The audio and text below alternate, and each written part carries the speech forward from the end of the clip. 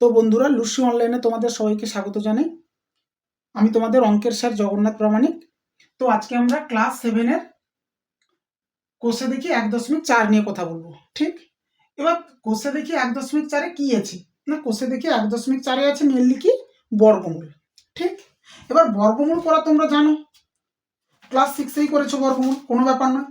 এবার এখানে একদমই দেখো 5-এর দাগ, সেখানে কি বলছে বর্গমূল নির্ণয় করি। এর আগে ছকটক আছে, ওগুলোতে কিছু নেই। 5-এর দাগ দেখো কি বলেছে, বর্গমূল নির্ণয় করি। আচ্ছা, তো বর্গমূল তোমাদের আমি এক দুটো দেখাচ্ছি, আপনার তো একই। এবার ধরো 5-এর দাগে আমি নিচ্ছি, কত নিচ্ছি, সাপোজ ধরো সি নিচ্ছি। কি দেওয়া আছে, বর্গমূল করো, মানে এটা বর্গমূল চিহ্ন 10609, একে বর্গমূল করতে হবে, ঠিক না? তো বর্গমূল তো তোমরা লসাগু করেও করতে পারো, আমি ভাগ প্রক্রিয়া দেখাচ্ছি। লসাগু করলে হবে, কিন্তু বড় বড় সংখ্যা লসাগু করতে বেশি সময় লাগবে। ভাগ প্রক্রিয়াটা তোমাদের সবাইকে শিখতে হবে। তো 10609। আচ্ছা, স্টেপ কি কি খেয়াল করো। প্রথম কথা হচ্ছে জোড় ধরা, এদিক থেকে একটা জোড় দুটো জোড় হলো, এক যেমন পড়ে আছে থাকতে আকার। আচ্ছা, এবার নামটা ডাকতে হবে। কিরকম টাইপ না, এখানে কিন্তু একই একই লোকের গুণে চলবে নামটা, মানে আপনা আপনি গুণ, কিন্তু এরকম 1 1 1 1 1, 2 2 4, এরকম ভাবে 3 3 9, এইভাবে চলবে। 2 3 6, এ কোনো ব্যাপার নয়, এখানে সব একই একই লোক। আচ্ছা, তো স্যার আমাদের জোড়বিহীন পদ যেটা আছে সেটা একই আছে, তাহলে আমাদের এখান থেকে শুরু করতে হবে। 1 1 1, কেন 2 দিয়ে 4 বেশি হচ্ছে, নেওয়া যাবে না।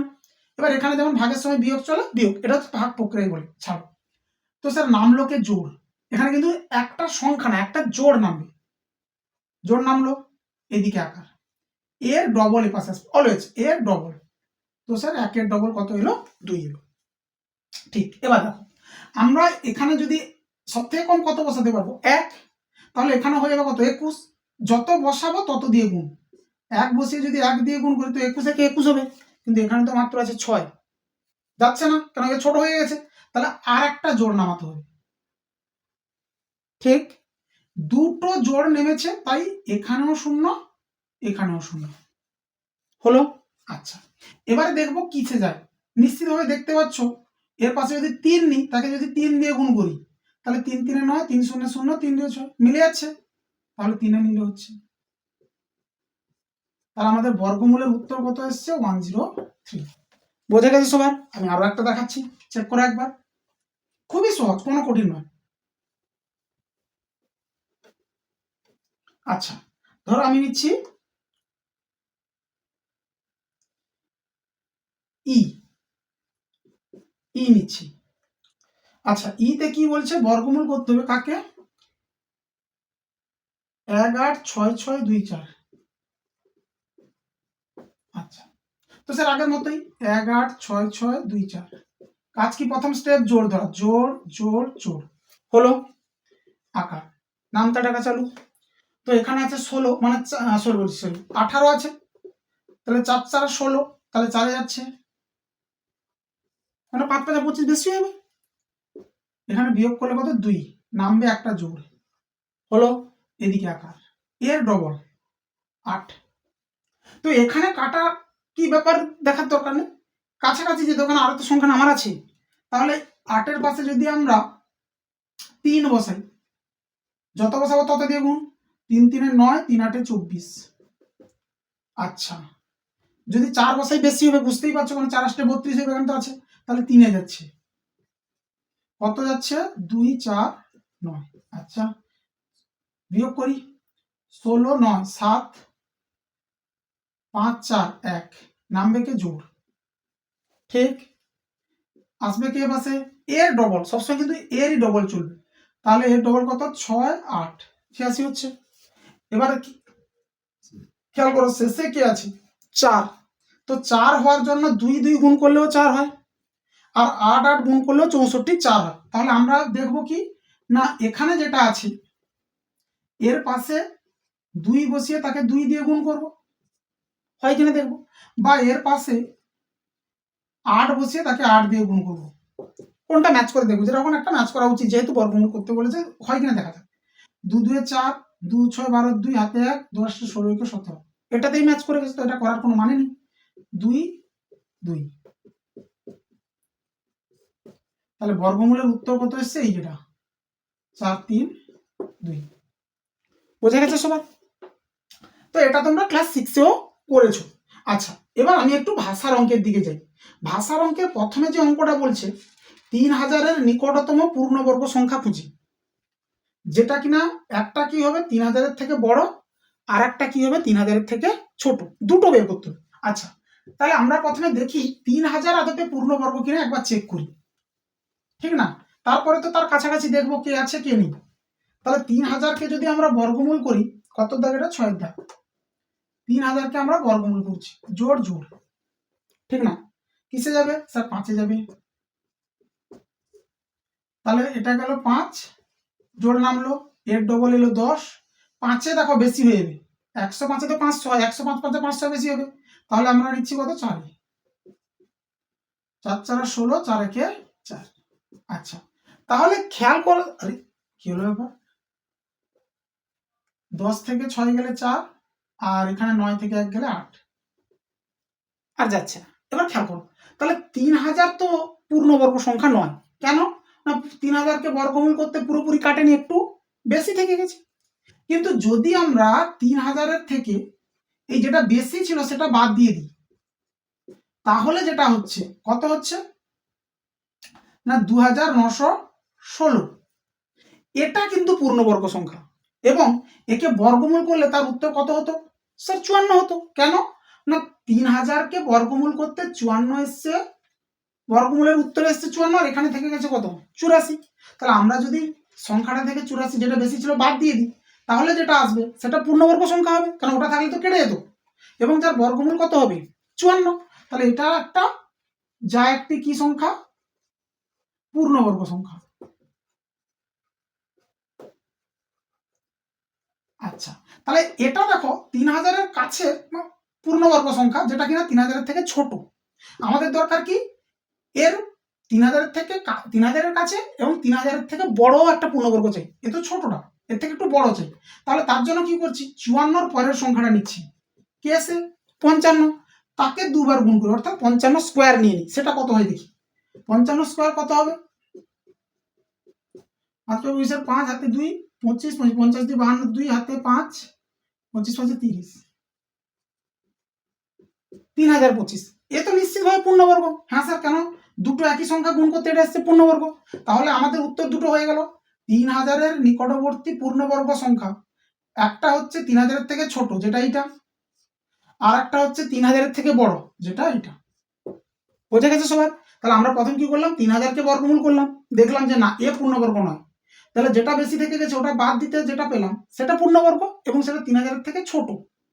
আর তার ঠিক পরেরটা, অর্থাৎ 54 বর্গমূল করলে এটা হতো। তাহলে 54 পরের সংখ্যা কি? 55।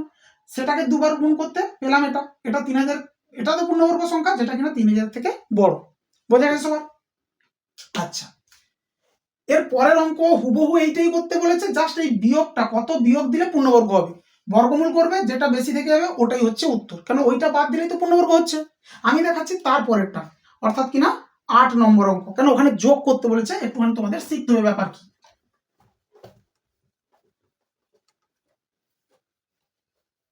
8-এ কি বলছে দেখো, বলছে 5050 এর সঙ্গে কোন ক্ষুদ্রতম ধনাত্মক পূর্ণ সংখ্যা যোগ করলে যোগফল পূর্ণবর্গ হবে। আগেরটাই তো দেখলাম বিয়োগ করে পূর্ণবর্গ হলো। আমাদের কি করতে বলছে? 5050 এর সঙ্গে কিছু একটা যোগ করলে পূর্ণবর্গ হবে, কিছু একটা কি ওটা বের করতে হবে। আচ্ছা স্যার, প্রথমে বর্গমূল করা যাক একে। তো 7-এ 49, 1 জোড় নামলো, 7-এর ডবল কত? 14, একেই যাবে, কারণ 141-এর সঙ্গে 1 গুণ করলে 141 হয়ে যাবে। বেশি থেকে যাচ্ছে কত স্যার? 9। তাহলে দেখা কি গেল না, এই 5050 এ তো পূর্ণবর্গ নয়, কিন্তু এখান থেকে যদি 9 বাদ দিয়ে দিই তাহলে পূর্ণবর্গ সংখ্যাটা পাওয়া যাবে, এবং যার বর্গমূল হবে কত? 71, ঠিক না? তাহলে সেটা লিখে নিই একবার। 5050 থেকে যদি 9 বাদ দিয়ে দিই, যেটা হবে কত হবে না 5041, এটা পূর্ণবর্গ সংখ্যা, যা পূর্ণবর্গ। আচ্ছা, কিন্তু আমাকে কি করতে বলেছে? এর সঙ্গে কিছু একটা যোগ করতে বলছে যাতে পূর্ণবর্গ হয়। আচ্ছা, তাহলে 71-এর পরের সংখ্যাটা আমরা নিয়ে নিই। অর্থাৎ কিনা 72, তাকে দুবার গুণ করি, কত হয় 2 2 4, 14 14 28, 8 2 49 50 51, এইটা হচ্ছে 72 স্কোয়ার। আচ্ছা, এটা তো অবশ্যই পূর্ণবর্গ। এবার খেয়াল করো, আমরা যদি এটা থেকে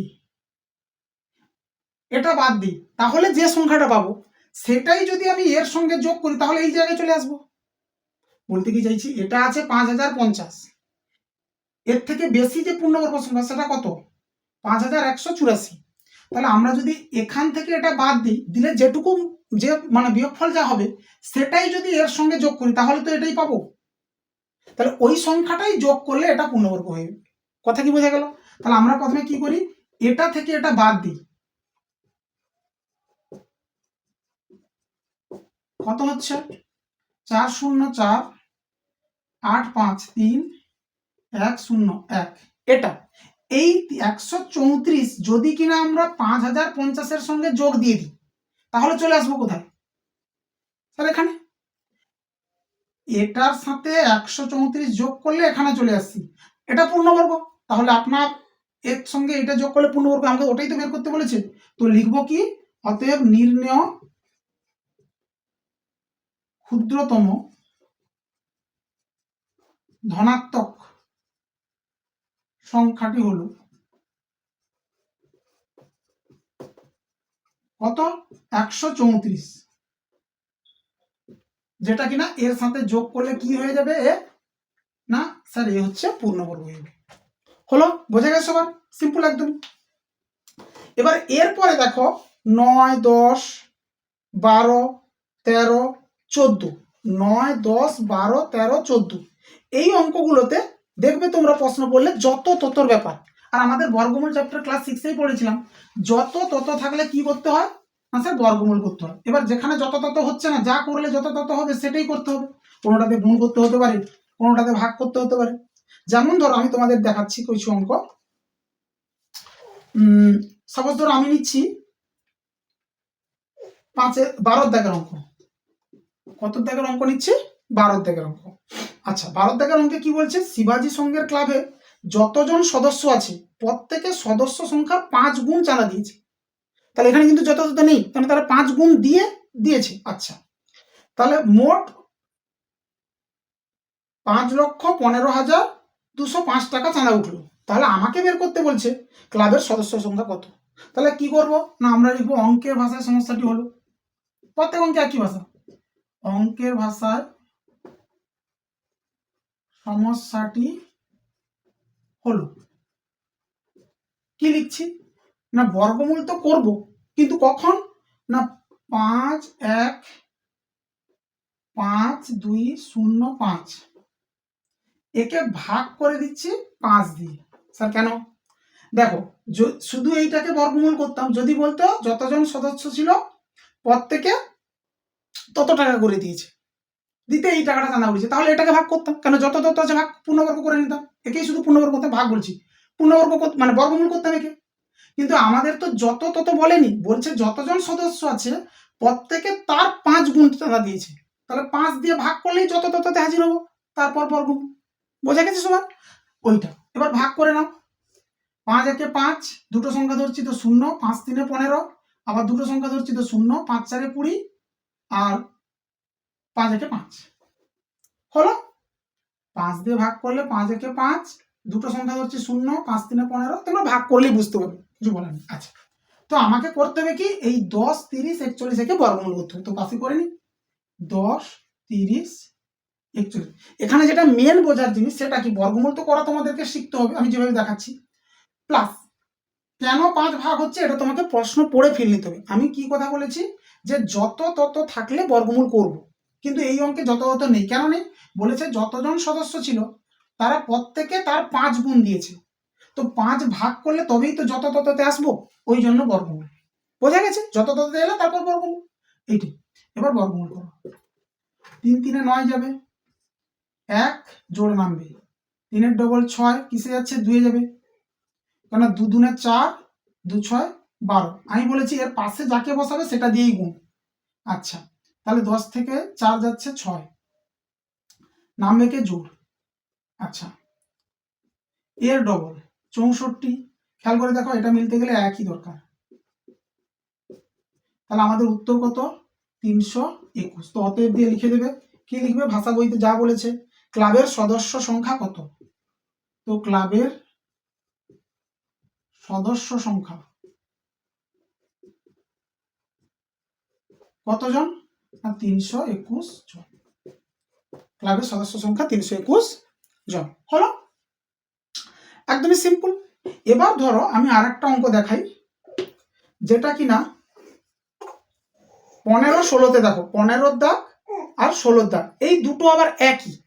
একটাতে কি বলছে? 4 অঙ্কের বৃহত্তম পূর্ণবর্গ সংখ্যা খুঁজি যারা 12 18 30 দ্বারা বিভাজ্য, 4 অঙ্কের সবচেয়ে বড়টা চাই।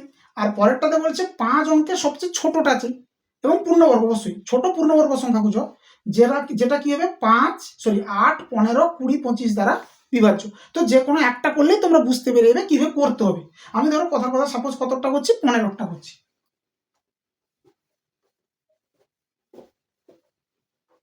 15 চেক করি কি বলছে। কি বলছে না, আমরা প্রথমে কি করব? 12 18 আর 30 এর কি করব? লসাগু করব। স্যার কেন? না কোনো একটা সংখ্যা এদের লসাগু যেটা বেরোবে, খেয়াল করে একবার, এদের লসাগু যেটা বেরোবে সেই সংখ্যাটা তো এটা দ্বারাও ভাগ যাবে, এটা দ্বারাও ভাগ যাবে, আর এটা দ্বারাও ভাগ যাবে না, ওই জন্য তো লসাগু করি। এবার সেই লসাগুটা যে বেরোবে তাকে পূর্ণবর্গ করব, দিলেই হয়ে গেল। দেখি চেক করে, 2 এ দিই, 2 6 12, 2 9 18, 2 15 30, 3 এ দিয়ে দিই, 3 2 6, 3 3 9, 3 5 15, বাস। আর তো কাটছে না। তো স্যার লসাগু যেটা আসছে সেটা কি করছি না 2 গুণ 3 গুণ 2 গুণ 3 গুণ 5, ঠিক না? এবার এখানে কিন্তু আমরা পুরোটা গুণ করে নেব না, কি করব না পূর্ণবর্গ যেহেতু করতে হবে তাই স্কোয়ার স্কোয়ার আকারে লিখি। দুটো 2 আছে তাই 2 স্কোয়ার, দুটো 3 আছে তাই 3 স্কোয়ার, একটা কিন্তু 5 পড়ে আছে। তাহলে ভাবো এদের গুণফল যে সংখ্যাটা আসবে সেটা কিন্তু পূর্ণবর্গ হবে না। কেন হবে না? না স্যার সেখানে পূর্ণবর্গ হতে গেলে কি যা সংখ্যা থাকবে প্রত্যেকে 2 বার করে থাকতে হবে, কিন্তু এখানে তো 2 আছে 2 বার, 3 আছে 2 বার, 5 তো 2 বার নেই। তাহলে এদের গুণফল যে একটা আসবে অর্থাৎ লসাগুটা সেটা কিন্তু পূর্ণবর্গ হবে না। তাই আমরা যদি পূর্ণবর্গ করতে চাই, যেহেতু আমাদের দরকার পূর্ণবর্গ, তার জন্য আর একটা 5 দিয়ে গুণ করতে হবে, ঠিক না? তাই লিখবো। অতএব একে পূর্ণবর্গ করতে হলে কি করতে হবে না একটি 5 দ্বারা গুণ করতে হবে।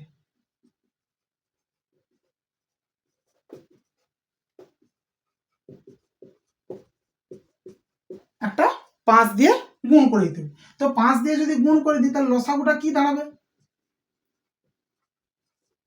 লসাগুটা হবে 2 স্কোয়ার ছিলই, 3 স্কোয়ার ছিলই, 5 দিয়ে গুণ করেছি তাহলে কি হবে? 5 স্কোয়ার হবে। আচ্ছা, তাহলে 4 2 দিয়ে 4, 3 3 9, আর 5 5 25, তাহলে আমাদের কত হচ্ছে? 25 4 100 নয় 900। আচ্ছা, তাহলে লসাগুটা এসছে কত? মানে এটা থেকে পূর্ণবর্গ করতে সেটা দাঁড়ালো কিসে? 900। এবার খেয়াল করো, এ তো স্যার পূর্ণবর্গ সংখ্যা ঠিক, কিন্তু এটা তো 4 অঙ্কের সংখ্যা নয়, কিন্তু আমাদের তো চাই 4 অঙ্কের সংখ্যা। তাহলে 4 অঙ্কের সংখ্যা করতে হলে এর সঙ্গে কিছু না কিছু গুণ করতে হবে। এবার তোমাদের একটা খেয়াল করতে হবে জিনিস কি, কোনো পূর্ণবর্গ সংখ্যার সঙ্গে যদি আমরা অন্য কোনো একটা পূর্ণবর্গ সংখ্যা গুণ করি তাহলে সে যে গুণফলটা পাবো সেটাও পূর্ণবর্গ হবে। কি বললাম কথা আমি? সাপোজ ধরো 4 একটা পূর্ণবর্গ সংখ্যা, স্যার কেন? এর মধ্যে দুটো 2 আছে। আচ্ছা, এর সঙ্গে 9 আর একটা পূর্ণবর্গ সংখ্যা, মানে দুটো 3 আছে, এদের যদি গুণ করি তাহলে যেটা হচ্ছে 36, এটাও স্যার পূর্ণবর্গ সংখ্যা, কারণ 6 স্কোয়ার। কথা কি ক্লিয়ার হচ্ছে? সেটি তাহলে 900 আমাদের পূর্ণবর্গ। আমাদের যেহেতু 4 অঙ্কের বড় সংখ্যা আছে তাই এর সঙ্গে কিছু না কিছু গুণ করবো, কিন্তু কিছু না কিছুটা কি হবে? সেগুলো কিন্তু পূর্ণবর্গ সংখ্যা হতে হবে, তবে হবে। তার জন্য আমি কি করি, উপরে এই লসাগুটা মুছি, তাহলে হয়ে যাবে। এখানে 900 যে আছে আমরা 900-র সাথে গুণ করব কি 4। স্যার 4 কেন? না প্রথম পূর্ণবর্গ সংখ্যা তো 1 হয়, কেন 900 আর 1 গুণ করলে কত? 900ই হবে, তাই ওটা না লিখে 4 গুণ করছি, তাহলে কত হলো? 3600। আচ্ছা, এর পরের পূর্ণবর্গ সংখ্যা কত? না 900 গুণিতক 9, কি করে পাচ্ছি? 3 আর 3 গুণ করলে 9 হয়, তাই। আর এটা 2 আর 2 গুণ করলে 4 হয়, তাহলে 9 9 81 আর দুটো শূন্য। আচ্ছা, এখনো 5 অঙ্কের আসেনি, তাহলে 4 অঙ্কের বড়টা বুঝতে পারছি না। আরো গুণ করি, তারপরে কে 16, 4 4 16 হয়, তাহলে 16 নয় 144 আর দুটো শূন্য। না স্যার, এ কিন্তু 5 অঙ্কে চলে এসছে, তাহলে 4 অঙ্কের বড় সংখ্যাটা কোনটা? এইটা, যেটা কিনা কাদের দ্বারা বিভাজ্য? 12, 18, 30 দ্বারা বিভাজ্য। ঠিক, তাহলে লিখবে অতএব নির্ণেয় 4 অঙ্কের বৃহত্তম পূর্ণবর্গ সংখ্যা কত? 81, দুটা শূন্য। এটাই আমাদের উত্তর। বোঝা গেছে সব? তাহলে নিচেরটা হুবহু একই, 16টা তোমরা করতে পারবে। প্রথমে করবে লসাগু, তাকে পূর্ণবর্গে পরিণত করবে। এবার আমাদের যেটা দরকার সেটা পাওয়ার জন্য যদি 3 অঙ্কের 4 অঙ্কের আসে, আমাদের যেহেতু 5 অঙ্কের দরকার, তাহলে গুণ করতে চলবে। যেখানে 5 অঙ্কের চলে আসবে সব থেকে আবার ছোটটা যেই, তাহলে যেটা ফার্স্ট 5 অঙ্কের আসবে সেটাই হয়ে যেত উত্তর। হলো, ব্যাস। এবার ধরো আর একটা অঙ্ক যেটা আছে সেটাও একটুখানি দেখে নি, অর্থাৎ কিনা 11টা, ওটা একটুখানি দেখি, ওটা একটু আলাদা টাইপের অঙ্ক দেখিয়ে 11টা। এটা করলেই ব্যাস এই চ্যাপ্টার কমপ্লিট, অর্থাৎ এর সাথে সাথে আমাদের পূর্ব পাঠের পুনরালোচনাও কমপ্লিট হলো। 11 দাগটা একবার চেক করি কি বলেছে দেখি। বলছে কি, 3টি ধনাত্মক পূর্ণ সংখ্যার প্রথম ও দ্বিতীয়টির গুণফল দেওয়া আছে। আচ্ছা, যেটা দেওয়া আছে লিখি, প্রথম সংখ্যা বা মানে প্রথম গুণিতক দ্বিতীয়, এর মান দেওয়া আছে কত? 24। আচ্ছা, আর কি দিয়েছে? দ্বিতীয় ও তৃতীয়র গুণফল দিয়েছে কত? 48। আচ্ছা, তাহলে কি না, দ্বিতীয় ও তৃতীয়, দ্বিতীয় গুণিতক তৃতীয় এর মান কত দিচ্ছে? 48। আচ্ছা, আর কি? আর একটা দিচ্ছে প্রথম ও তৃতীয়, প্রথম গুণিতক তৃতীয় এর মান কত? না স্যার হচ্ছে আমাদের 32। ভালো কথা। তো আমাকে কি করতে বলছে? সংখ্যা 3টা বের করতে বলছে। তার জন্য আমরা কি করছি, একটা লাইন লিখছি, খেয়াল করো কি করছি আমরা। এই যে প্রথমের দুলে তাকে গুণ আকারে লিখছি উপরে এখানে, আর নিচের লাইনটা মানে 3 নম্বর যে লাইন তাকে রাখছি নিচে। তাতে কি হবে? তাতে একটু সুবিধা হবে। খেয়াল করো, প্রথম গুণিতক দ্বিতীয়, এই লাইনটা লিখলাম, তারপরে এটাও লিখবো গুণ আকারে, দ্বিতীয় গুণিতক তৃতীয়। প্রথম দু লাইনকে উপরে গুণ আকারে লিখেছি, এবার নিচে লিখবো 3 নম্বর। 3 নম্বর লাইনে কি আছে? না স্যার, প্রথম গুণিতক তৃতীয় সমান, এদিকেও তাই করব, প্রথম দুজনকে গুণ আকারে উপরে 24 গুণ 48 বাই 3 নম্বর, অর্থাৎ কিনা 32। ঠিক না? এটা করতে কি লাভ? না স্যার, তৃতীয় কেটে গেল, প্রথম কেটে গেল। এখানে কি হচ্ছে, ধরো 4 কাটি বা 8 কাটি, যাতে করি 8 3 24, 8 4 32, 4 এটা কাটলে কত? 4 12 48 হলো। তাহলে এদিকে কি আছে? স্যার এদিকে আছে দ্বিতীয় গুণিতক দ্বিতীয়, এদিকে কত? না 12 3 36, তাহলে 36 কে লিখে নি 6 গুণ 6। তাহলে আমরা এইটা লাগাতে পারবো। তাহলে দ্বিতীয় সংখ্যার মানটা কত পাচ্ছি? 6 পাচ্ছি। কারণ এখানে দ্বিতীয় গুণ দ্বিতীয়, এদিকে 36, মানে 6 গুণ 6। তাহলে আমরা পেয়ে এলাম কি, দ্বিতীয় সংখ্যাটা আমরা খুঁজে পেলাম কত? 6। এটা একটা উত্তর হলো। আমাদের প্রথম দ্বিতীয় তৃতীয় 3টা সংখ্যা বের করতে হবে। তাহলে দ্বিতীয়টা প্রথম পেলাম কত? 6। বেশ, এবার খেয়াল করো এই লাইনটার দিকে, খেয়াল করো এই লাইনটা। এখানে কি বলছে? প্রথম আর দ্বিতীয়র গুণ কত? 24। তার মধ্যে দ্বিতীয় তো স্যার পেলাম 6, তাহলে প্রথমটা নিশ্চিতভাবে 4 হবে, কারণ 6 আর একটা সংখ্যা প্রথম, তাদের গুণ 24, তাহলে আরেকটা সংখ্যা কে? 4 হবে। তাহলে অতএব প্রথম সংখ্যা পেয়ে যাচ্ছি আমরা কত পেলাম? 4 পেলাম। সিমিলারলি যদি 2 নম্বর লাইনকে দেখি, সেখানে কি দ্বিতীয় আর তৃতীয়র গুণ 48, দ্বিতীয়র মান কত পেয়েছেন? স্যার 6 পেয়েছেন। তাহলে তৃতীয় কত হবে? না 6 আর 8 এর গুণ, তাই তো 48 হবে, 6 8 48। তাহলে তৃতীয় সংখ্যা আমাদের কত হচ্ছে?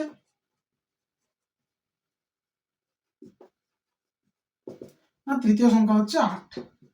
এই হচ্ছে 3টে সংখ্যা, প্রথম সংখ্যা 4, দ্বিতীয় সংখ্যা 6, আর তৃতীয় সংখ্যা কত? 8। বোঝা গেছে সবার? এই গেল তোমাদের বর্গমূল চ্যাপ্টার, অর্থাৎ কোষে দেখি 1.4।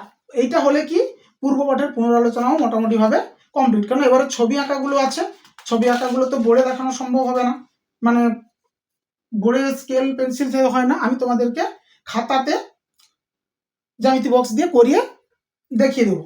তো এরপরে আমরা শুরু করব কি না, অনুপাত সমানুপাত যে চ্যাপ্টারটা আছে, অর্থাৎ অনুপাতটা প্রথম শুরু করবো। ঠিক আছে, তো তোমরা মোটামুটিভাবে এগুলো প্র্যাকটিস করো খুব ভালো করে, তারপর দেখা হচ্ছে নেক্সট ভিডিওতে।